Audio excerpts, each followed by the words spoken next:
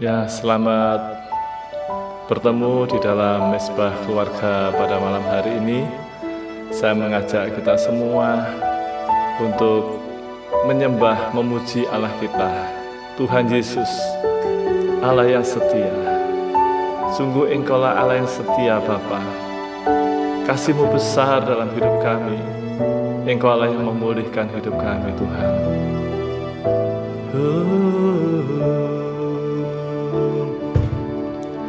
Kau Allah yang setia, Bapa yang mulia, kasih-Mu besar Tuhan. Kau pulihkan hidupku, Kaulah harapanku, hidupku dalam-Mu. Terima kasih Tuhan, Kau selamatkan hidupku. Dengan apa kan ku balas segala kebaikan-Mu? Segenap hatiku menyembah-Mu, Yesus. Ku bersyukur padamu selamanya.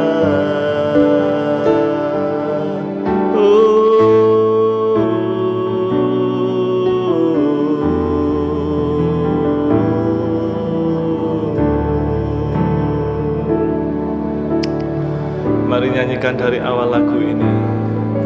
Kau Allah yang setia, Bapa yang mulia, kasih-Mu besar Tuhan. Kau pulihkan hidupku,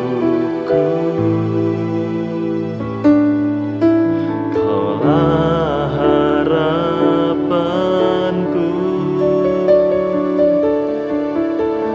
hidupku dalam-Mu. Terima kasih Tuhan, Kau selamatkan hidupku. Dengan apa kan ku balas segala kebaikan-Mu? Segenap hatiku menyembah-Mu, Yesus. Ku bersyukur padamu. Dengan apa kan ku balas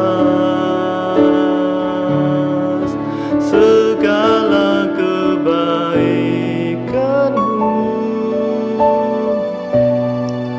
Segenap hatiku menyembah-Mu, Yesus.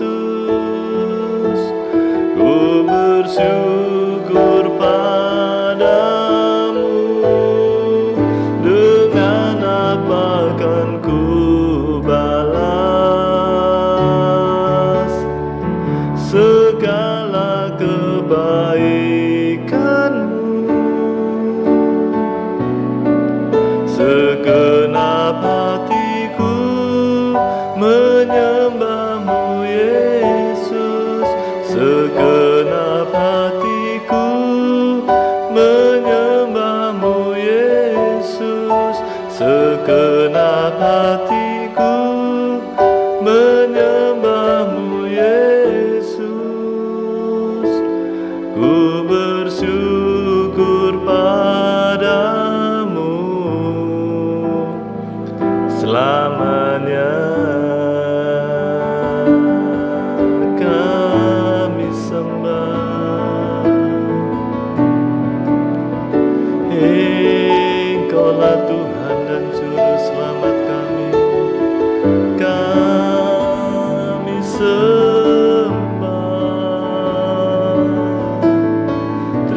kasih buat segala kebaikan-Mu Tuhan.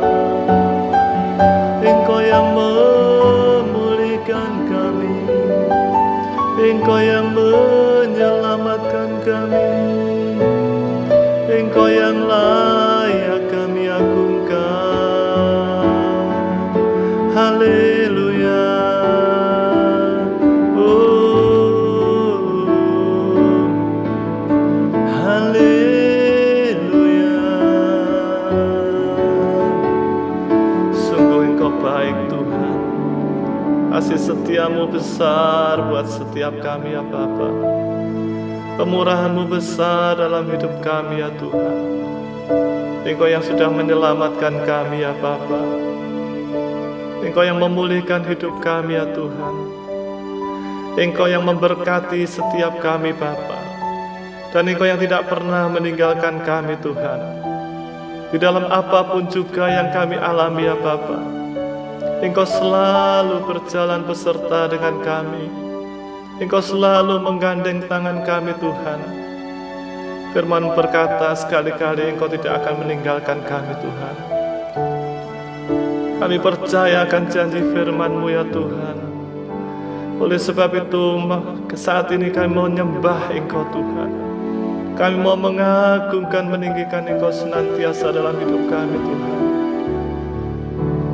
Oh, haleluya.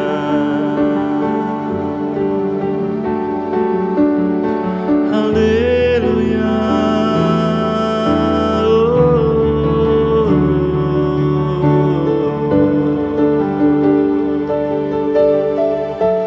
terima kasih Bapa. Terima kasih Tuhan. Haleluya. Mari kita menyembah Dia dengan segenap hati kita. Mari kita agungkan Dia. Mari kita muliakan Dia. Sebab begitu besar kasih setia-Nya bagi kita. Tuhan, Engkau-lah penolong kami yang selalu setia. Dalam keadaan apapun yang terjadi dalam hidup kami Tuhan, segala perkara dapat kami tanggung di dalam Engkau yang memberikan kekuatan buat setiap kami Tuhan. Sebab Engkau-lah Tuhan Yesus penolong dan sahabat kami. Engkau Allah yang setia, yang memenuhi segala keperluan kehidupan kami Tuhan.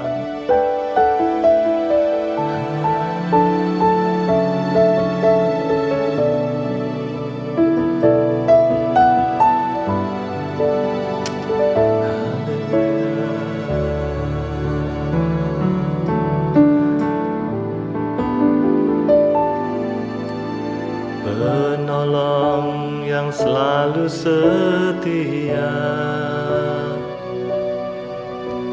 memenuhi keperluanku. Tak pernah Dia mengecewakan. Yesusku tak pernah gagal. Segala perkara dapat ku tanggung di dalam Dia yang memberi kekuatan. Tuhan Yesus penolong dan sahabat. Tetap percaya Tuhan setia. Haleluya. Mari nyanyikan sekali lagi. Penolong yang selalu setia, memenuhi keperluanku. Tak pernah Dia mengecewakan. Yesusku tak pernah gagal. Segala perkara dapat ku tanggung di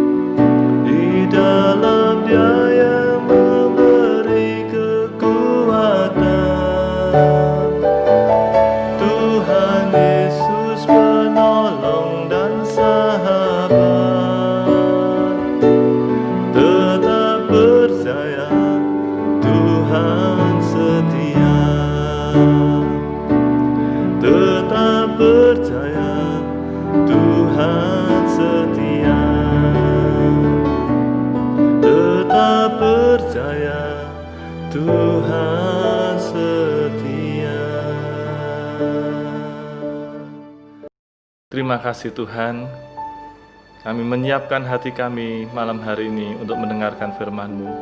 Urapi kami hamba-Mu Tuhan, agar firman-Mu boleh menjadi berkat buat setiap kami ya Bapa, menjadi pedoman dalam kehidupan setiap kami. Dalam nama Tuhan Yesus, siapa yang percaya bahwa firman Tuhan malam hari ini menjadi berkat baginya, sama-sama katakan amin. Puji Tuhan, saudara. Mari kita masuk dalam renungan firman Tuhan. Kita membuka di dalam Markus pasal yang kelima, ayat yang ke-21 sampai dengan ayat yang ke-24. Markus 5 ayat 21 sampai 24 dikatakan demikian. Yesus membangkitkan anak Yairus dan menyembuhkan seorang perempuan yang sakit pendarahan. Setelah Yesus menyeberang lagi dengan perahu, orang banyak berbondong-bondong datang lalu mengerumuni dia. Sedang ia berada di tepi danau, datanglah seorang kepala rumah ibadat yang bernama Yairus.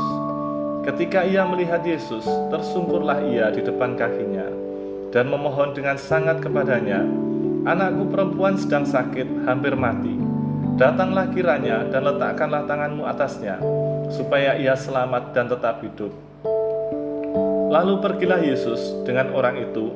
Orang banyak berbondong-bondong mengikuti dia dan berdesak-desakan di dekatnya. Saudara, kalau kita melihat dari kisah ini, kita melihat bagaimana seorang kepala rumah ibadat yang bernama Yairus datang kepada Tuhan Yesus. Dia datang dan tersungkur di bawah kaki Tuhan Yesus. Pada waktu itu, seorang kepala rumah ibadat, biasanya dia adalah seorang Farisi, dan orang Farisi menganggap dirinya itu lebih besar dari semua orang. Itu kebiasaannya, apalagi kepada Tuhan Yesus yang seringkali ajarannya bertentangan dengan adat istiadat mereka. Tetapi kita melihat bagaimana Yairus ini datang. Dia tersungkur di kaki Tuhan Yesus dan memohon kepadanya supaya Tuhan Yesus menyembuhkan anaknya yang sakit dan hampir mati. Saudara dikasih Tuhan, kalau saat-saat ini dalam hidupmu engkau mengalami masa-masa yang sulit, engkau menghadapi kesukaran dalam hidupmu, dan engkau ingin menyaksikan dan engkau ingin melihat dan mengalami mujizat yang dari Tuhan Yesus, mari datang seperti Yairus, datang dan tersungkur di hadapan Tuhan.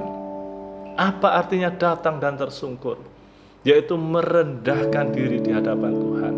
Kita datang merendahkan hati kita di hadapan Tuhan. Orang yang datang dan tersungkur di hadapan Tuhan, orang yang merendahkan diri di hadapan Tuhan, dia harus datang dengan bertobat. Artinya dia harus membuang segala dosa-dosanya, supaya kuasa Allah itu bisa bekerja untuk menolong setiap persoalannya.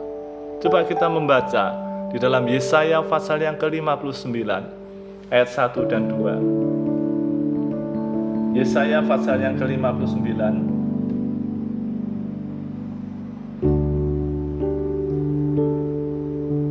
ayat 1 dan 2 dikatakan demikian. Sesungguhnya tangan Tuhan tidak kurang panjang untuk menyelamatkan, dan pendengarannya tidak kurang tajam untuk mendengar. Tetapi yang merupakan pemisah antara kamu dan Allahmu ialah segala kejahatanmu, dan yang membuat dia menyembunyikan diri terhadap kamu sehingga ia tidak mendengar ialah segala dosamu. Jadi sebetulnya kuasa Tuhan itu tidak kurang untuk menolong setiap persoalan kita. Dia Allah yang sanggup untuk mengentas segala persoalan kita. Tetapi apa yang membuat kuasa Tuhan tidak bisa bekerja? Yaitu segala dosa-dosa. Mungkin saat ini ada dosa iri hati, ada dosa kesombongan, mungkin juga ada dosa perzinahan, ada dosa-dosa okultisme dan sebagainya. Kita buang kalau kita mau datang ke hadapan Tuhan, supaya kuasa Tuhan itu bisa bekerja dan kita bisa menyaksikan bahwa mujizat itu terjadi dalam kehidupan kita. Bagi Tuhan tak ada yang mustahil. bagi Tuhan tak ada yang tak mungkin. Mujizatnya disediakan bagiku, ku diangkat dan dipulihkannya. Saudara yang dikasihi Tuhan, setelah kita datang dengan bertobat di hadapan Tuhan, biarlah kita mulai bersyukur. Sekalipun kita masih mengalami keadaan yang terpuruk, persoalan kita belum dijawab oleh Tuhan, kita mulai bersyukur kepada Dia. Pujilah Dia, nyanyikan dengan iman bahwa bagi Tuhan itu tidak ada perkara yang mustahil. Kalau kita memuji Dia, itu artinya kita menaruh sepenuhnya iman dan pengharapan kita kepada Tuhan Yesus, sehingga apa yang kita doakan akan dijawab oleh Tuhan. Saudara yang dikasihi Tuhan, kita kembali lagi di dalam Markus pasal yang kelima tadi,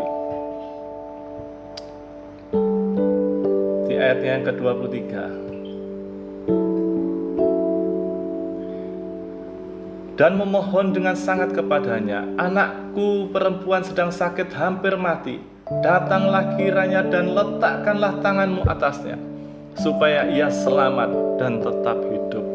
Kalau kita melihat perkataan dari Yairus ini, saudara, Yairus datang dengan percaya. Kalau Tuhan Yesus itu meletakkan tangannya atas anaknya, maka anaknya yang sakit tidak akan mati, dia akan sembuh. Saudara yang dikasihi Tuhan, biarlah kita datang dengan percaya. Asalkan kita mau bertobat, kita percaya Tuhan, kuasa Tuhan akan bekerja.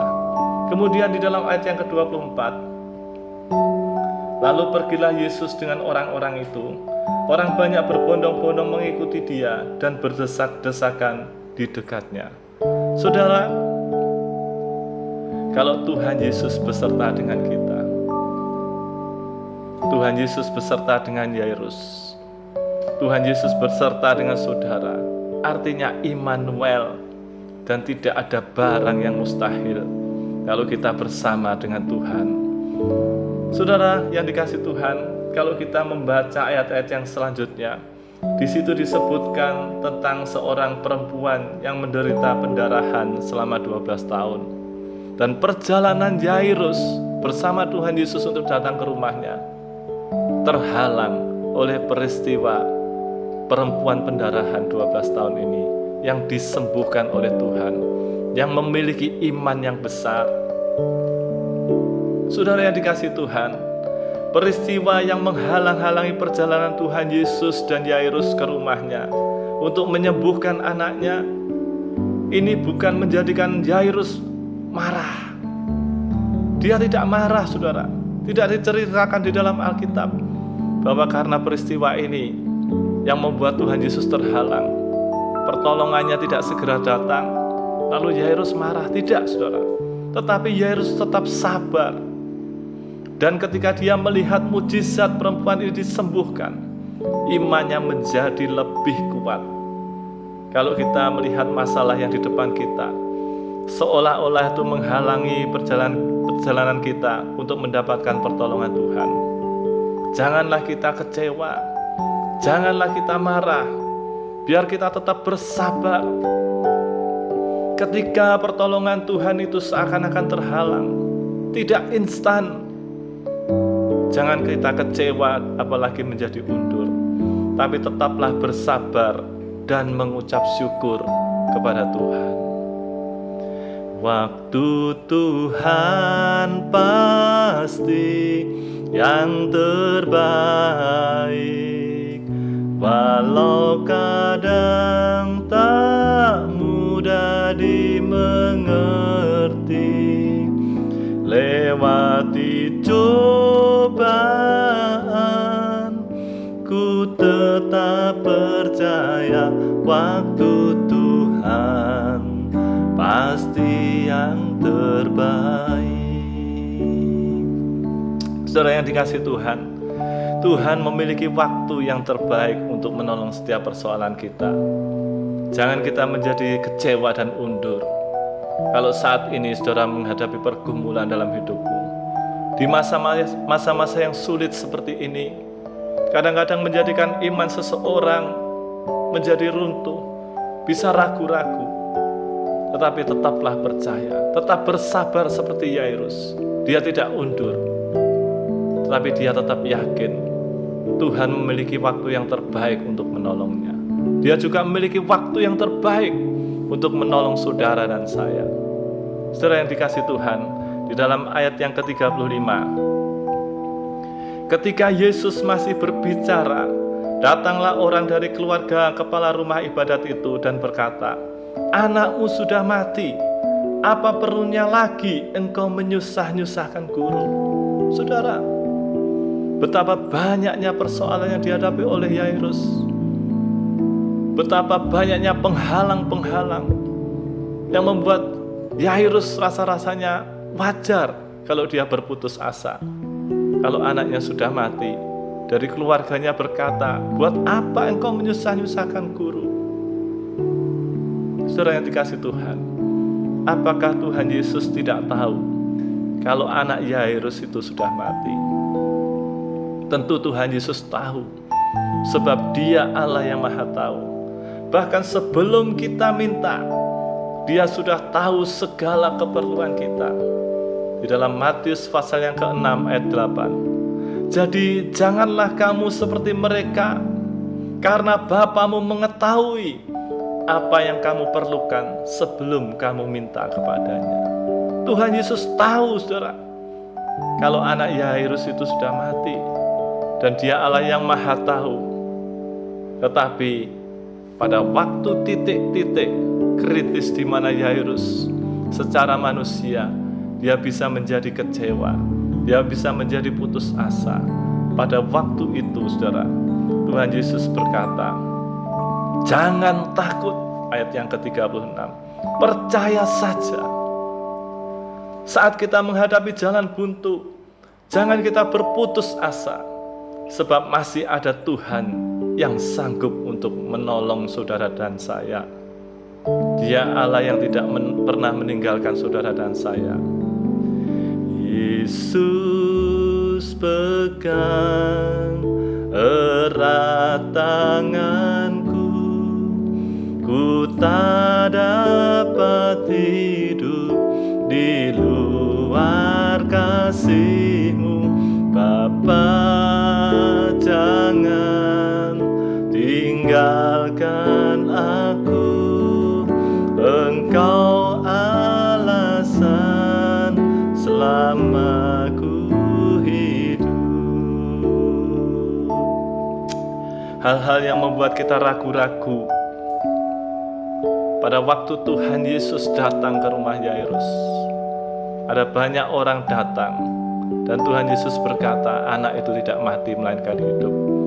Banyak orang menertawakan dia, dan ini merupakan hal-hal yang membuat Yairus bisa ragu-ragu. Begitu juga ada banyak hal-hal yang membuat kita bisa ragu-ragu dalam menghadapi segala persoalan kita. Tapi kita harus mengusirnya seperti Tuhan Yesus mengusir orang-orang itu. Kita harus mengusirnya dengan perisai iman.